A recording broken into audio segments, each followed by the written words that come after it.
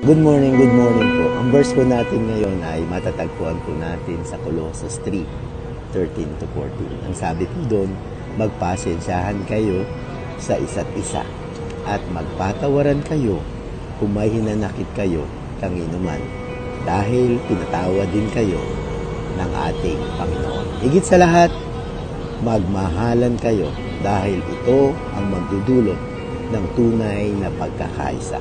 Ang verse po na ito ay sinasabi sa mga tagasunod ng Panginoong Hesus. Sinasabi ito sa kanila at sinasabi rin ito sa atin. Bilang tagasunod ng Panginoong Hesus, minsan hindi nawawala sa atin ang hindi pagkakasunduan, ang hindi pagkakaunawaan. Pero patuloy tayong pinapaalalahanan, magpasensyahan, magpatawaran, higit sa lahat, magmahalan.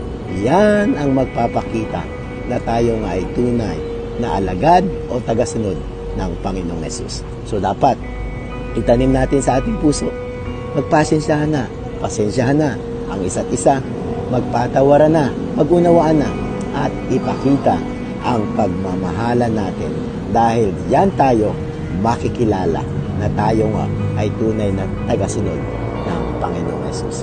Okay, God bless us all. Shalom, shalom.